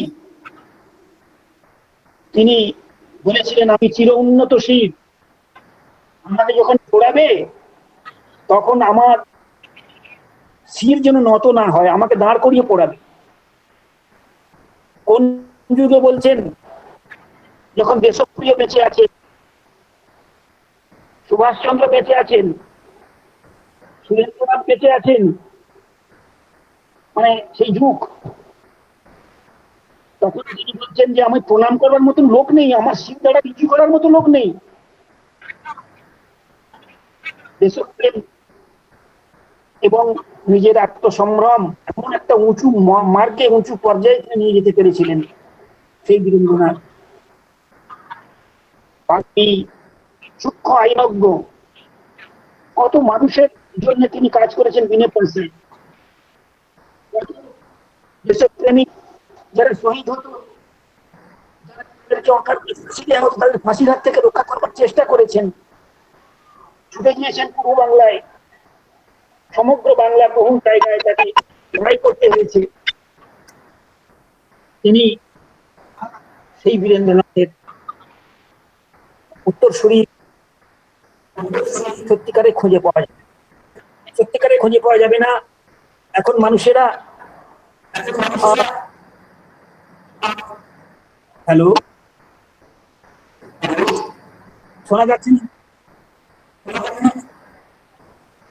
শোনা যাচ্ছে না? না, এই মুহূর্তে শোনা যাচ্ছিল না। শোনা কি যাচ্ছে? হ্যাঁ হ্যাঁ হ্যাঁ হ্যাঁ। হ্যাঁ, সেখানে বীরেন্দ্রনাথ এক জায়গায় লিখেছেন, যেখানে সত্য কথা বলিলে কেবল নিন্দা ভোগ করিতে হয়, আমি সেরূপ রাজনীতির দলে থাকি না। দুইবার যাহার বিরুদ্ধে অনাস্থা প্রস্তাব দুইবার যাহার বিরুদ্ধে অনাস্থা প্রস্তাব আনয়ন করা হইয়াছে, তিনি কংগ্রেসের কাহাচ বিশ্বাস করি না। আমি স্পষ্টবাদী, সত্য কথা লুকাইয়া বলিতে অভ্যস্ত নহি। সচক্ষে দেখিতেছি, যাহারা গান্ধীর পরম ভক্ত, যাহারা অন্তরের সহিত তাহার নীতি মানিয়া চলে, তিনি তাহাদিগকে কোণঠাসা করিতেছেন। আর যাহারা গান্ধী নীতির তত ভক্ত নহে, কেবল স্বার্থ সাধনের জন্য তাহারা ভক্ত সাজে, মহাত্মাজি তাহাদিগকেই বিশেষ সমর্থন করেন। কংগ্রেস রাজনীতিতে আমার আর থাকিবার ইচ্ছা নাই। চৌকিদারি ট্যাক্স বর্জনের কথা স্যার বলেছেন। কোন ধরনের মানসিক শক্তি তার ছিল, যেখানে গান্ধীজির ছোটখাটো বিচ্যুতিও তাকে পীড়িত করেছিল, অথচ গান্ধী ভক্ত হিসেবে তাকে কেউ না বলতে পারেনি। এমনই উচ্চশীল মানুষ। তিনি এক জায়গায় লিখছেন, আমরা স্বাধীনতা মানে কি এখনো ভালো করে বুঝতে পারিনি। আমরা ভিতরে বিলাসিতা, পরশ্রী কাতরতা ও স্বার্থপরতার দাস হয়ে বাহিরে আমরা নির্ভীক, নিরহংকারী, নিঃস্বার্থপর, পরসেবাব্রতধারী সন্ন্যাসী বলে উচ্চকণ্ঠে চিৎকার করে থাকি। আমরা ভিতরে কত অকথ্য ও অবর্ণনীয় কুকার্যে জীবনপাত করে বাহিরে বলি যে আমাদের মতো সুসভ্য ও সুশিক্ষিত মানুষ এর পূর্বে কখনো ছিল না এবং পরে কখনো হবে না। এই হচ্ছে বীরেন্দ্রনাথ। ন্যায়ের পক্ষে, অন্যায়ের বিরুদ্ধে স্পষ্টবাদী মানুষ। এ মানুষের অনুসরণ অসম্ভব, এ মানুষকে অনুসরণ করতে হবে, এইটা বলা যেতে পারে। কিন্তু বস্তু জীবনে আজকের পরিস্থিতিতে এই মানুষকে অনুসরণ করা যায় বা করা মুশকিল, করা যায় না। এই অননুকরণীয় ব্যক্তিত্ব, এই উন্নতশীল দেশপ্রাণ অননুকরণীয় ব্যক্তিত্ব এখানে আমাদের পৌঁছাতে পারবো না। তবুও আমাদের পৌঁছানোর বাসনাটুকু রাখতে হবে। এই বাসনা পরিত্যাগ করা যায় না।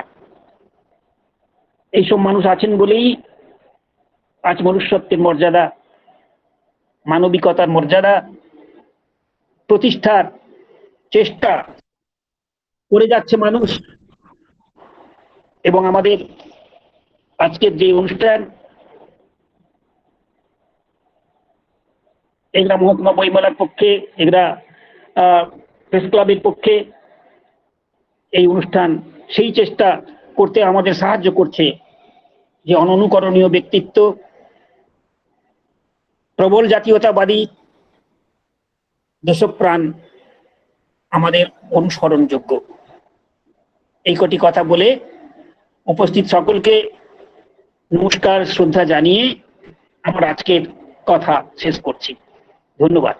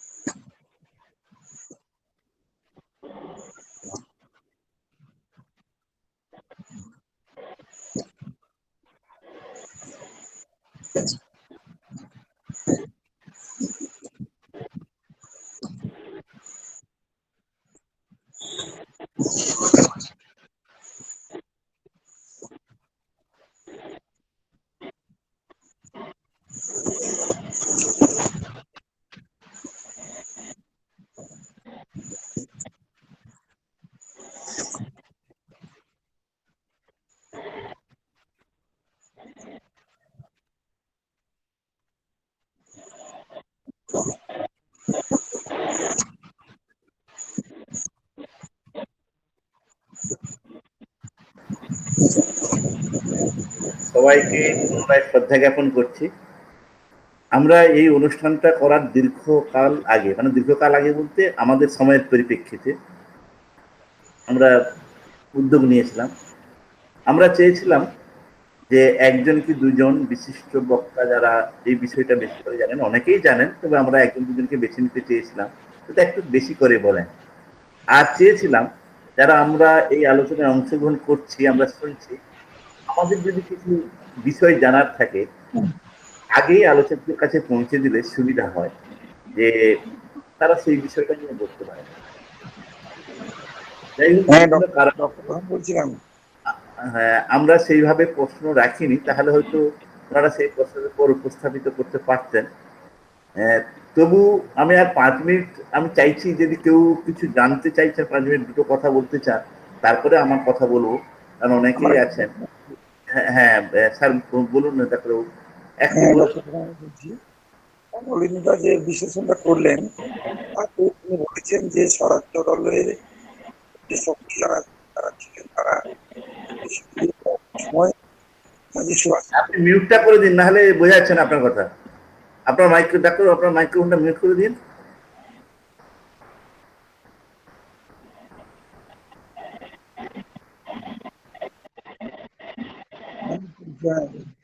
হ্যাঁ, এটা বলছি যে একটা সময় একে সরিয়ে বীরেন্দ্রনাথ শাসমলকে সরিয়ে নেতাজি সুভাষচন্দ্র বসুকে কলকাতা কর্পোরেশনের পজিশনে বসানো হয়েছিল।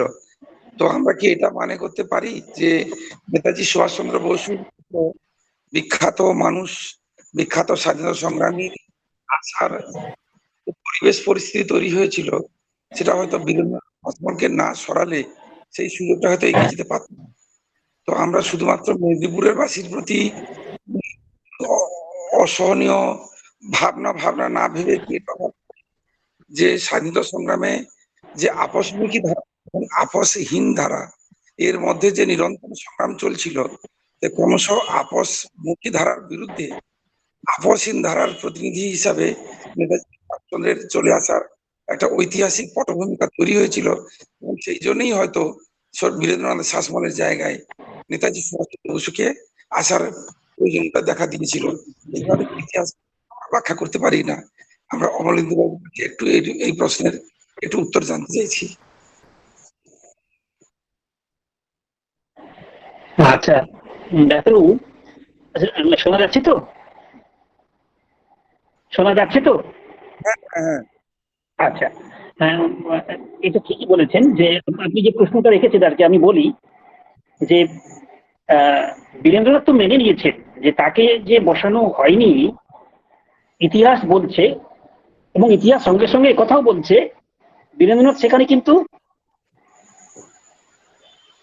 প্রতিবাদী হয়ে, ভয়ঙ্কর প্রতিবাদী হয়ে তিনি ছেড়ে দেননি, তিনি কিন্তু তাদের সঙ্গে ছিলেন।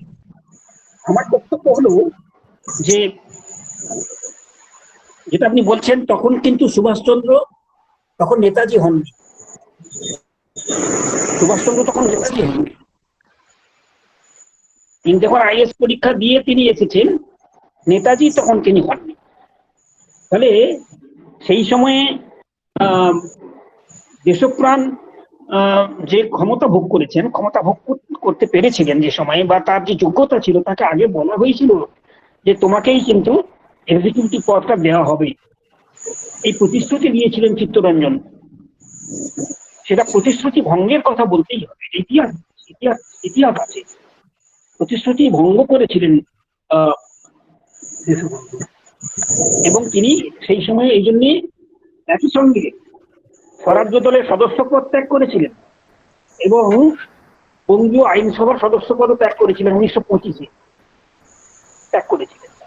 ফলে এই ইতিহাসের সত্যটা আমরা বলেছি। আমি আপনাকে অনুরোধ করবো যে ওই ইতিহাসের সত্যটুকুই এখানে অনুধাবনযোগ্য। ধন্যবাদ, আপনাকে থামালাম। এরপরে আমরা যদি করব, আমরা সবাইকে অনুরোধ করব আগে থেকে যদি আমরা কিছু প্রশ্ন বা পেয়ে যাই, তাহলে যারা আলোচনা করবেন তাদের পক্ষে সুবিধা হয়, আমরা সেইগুলো ছুঁতে পারবো। যাই হোক, সবাইকে ধন্যবাদ। আমি কয়েকটি কথা বলতে আমি কয়েকটা বিষয় আমার ভাবনা যেগুলো আছে আপনাদের সামনে তুলে ধরতে চাইছি। আমি যেদিন বলেছিলাম যে এক্ষুনি বলছিলাম যে আমরা যেদিন যাই চণ্ডীভেটিতে, সেটা আমাদের যে কষ্ট লেগেছিল, ঠিক সেই কষ্টের পরে পরেই আমি সেই চণ্ডীভেটির ছবিটা ফেসবুকে পোস্ট করি। আমাদের যিনি স্টেট লেভেলের একজন ট্রেনার ছিলেন হুগলির, তিনি একজন বিশেষ রাজ্য স্তরের একজন শিক্ষিত মানুষ, তিনি বলছেন যে আপনারা এইগুলোকে নিয়ে কেন আর ফোকাস করছেন না। আমি বলছি হ্যাঁ, কিছু কিছু ফোকাস হচ্ছে, কিন্তু সেইভাবে হচ্ছে না। মানে আমি চাইছি যে এই বিষয়টা যদিও এখন কিছুটা হচ্ছে, এইগুলো নিয়ে আমরা একটুখানি আন্দোলনে যাই, আমাদের এই জায়গাটাকে সংরক্ষণ করতে হবে এবং আমরা আরো একটু চর্চা করি তার সম্বন্ধে। আমার ব্যক্তিগত অভিজ্ঞতা থেকে বলছি, আমার নিজের সেটা অসম্পূর্ণতা হতে পারে, যে বীরেন্দ্র শাসমলের যে বই, যে সত্যপ্রিন্য, আমি যতদূর জানি তার এই একটি বই আছে, স্যার হয়তো বলতে পারেন ভুল হলে, যেটাকে তার অনেকটা আত্মজৈবনিক কাহিনী বলা যেতে পারে। সেই বইটি কিন্তু প্রায় দুর্লভ, খুব কম পাওয়া যায়, আমরা সেটা সংগ্রহ করছি না। আর বীরেন্দ্র শাসমলের যে বইগুলো আছে সেটাও আমাদের একটু বহুল প্রচার করতে হবে, আমরা ছেলে মেয়েদেরকে এইটা উপহার দিতে পারি। আমার সামনে যে 3টি বই আছে, নাম বলতে চাইছি এই জন্য, হয়তো হয়তো ক্ষমা করবেন, আমি বলছি হয়তো আমাদের অনেকের কাছে সেই নামটা জানা নেই, আমরা সেগুলো হয়তো সংগ্রহ করি না। আমাদের সম্পাদক আছেন গৌরীশঙ্কর মহাপাত্র, তার একটি বই কিন্তু তিনি চেষ্টা করেছিলেন বীরেন্দ্রনাথ শাসমলকে নিয়ে লেখার, অনেককে দিয়ে তার সম্বন্ধে লিখেছিলেন। স্যারের লেখা আছে, মনমোহনবাবুর লেখা আছে, কালের নিরিখে দেশের প্রাণ বীরেন্দ্রনাথ, তার একটা লেখা। এই বইটা আমাদের হয়তো আমরা অনেককে এই বইগুলো দিতে পারি। আর মনমোহনবাবুর একটা বই আছে দেশের প্রাণ বীরেন্দ্রনাথ। আর সবচাইতে যে বইটা আমি যতটুকু জানি, স্যার ভালো বলতে পারবেন, যে বীরেন্দ্রনাথের উপর সবচাইতে যে বইটা অথেন্টিক, শতাব্দীর আলোকে দেশপ্রাণ বীরেন্দ্রনাথ, তার জামাইকে তার সম্পাদনায় উদ্যোগ নিয়ে একটা বই বেরিয়েছিল, স্যারের মনমোহনবাবু লেখা আছে, তাতে অনেক বিশিষ্ট ব্যক্তির মূল্যায়ন আছে বীরেন্দ্রনাথের, তার স্বাধীনতা সংগ্রামের, তার দর্শনের, যেটা স্যার বোধহয় বলছিলেন যে বীরেন্দ্রনাথের শাসমলের যে রাজনীতিটা প্রিয় নয়, শ্রেয়, তিনি তার অন্তর থেকে জিজ্ঞেস করে তার পথ নির্দেশ করতেন। এবং অহিংসা আন্দোলন স্যার বলেছেন সুন্দরভাবে, আমার খুব ভালো লেগেছে যে অহিংসা 42-এ, আমরা অহিংসা আন্দোলন যখন বলি 42-এ আগস্ট আন্দোলন, তার চাইতে ওই বোর্ডের যে ট্যাক্স বিরোধী আন্দোলনটা অনেক বেশি অহিংসা ছিল। আমি সেগুলো আর আলোচনা চাইছি না, স্যার আলোচনা করেছেন। আমার শুধু এইটুকু বলা, এই বইগুলো যেন আমরা সংগ্রহ করি, আমরা আমাদের ছেলে মেয়েদেরকে এই বইগুলো দিই। কেউ নেবে না, কেউ পড়বে না, আমাদের পড়াতে হবে। আমরা স্কুলের লাইব্রেরিতে রাখবো, আমরা যখন প্রাইজ ডিস্ট্রিবিউশন দেবো সেজন্য এই বইগুলো দিই, এইটুকু বলা।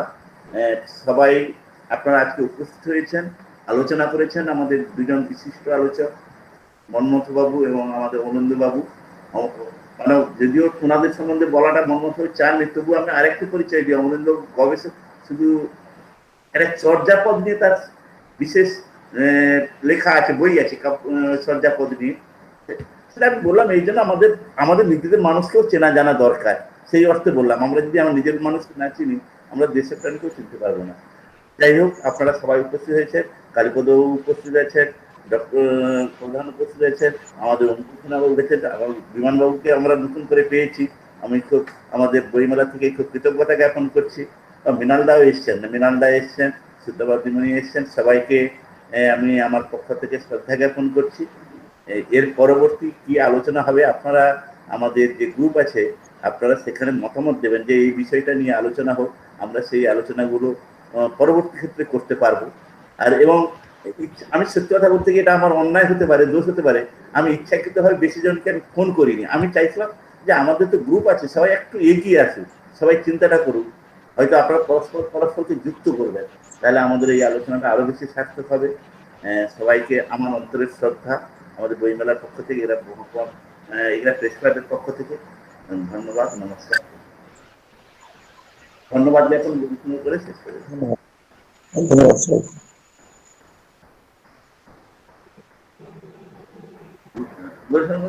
ধন্যবাদ জ্ঞাপন করে। শোনা যাচ্ছে না? শোনা যাচ্ছে না গৌরীশন বাবু? হ্যাঁ শোনা যাচ্ছে, ধন্যবাদ জ্ঞাপন করে। হ্যাঁ শোনা যাচ্ছে। হ্যাঁ হ্যাঁ, ধন্যবাদ জ্ঞাপন করে শেষ। আচ্ছা, যে কোনো কারণে হয়তো গৌরীশন বাবু ইয়ে করতে পারছেন না, যোগাযোগ করতে পারছেন না, আবার আমি আমার পক্ষ থেকে এবং আমাদের প্রেস ক্লাবের পক্ষ থেকে যারা সকলেই প্রেস ক্লাব এবং মহকুমা বইমেলার মানুষ, সবাইকে আমার শ্রদ্ধা জ্ঞাপন করছে। এখানে শেষ করছি। নমস্কার।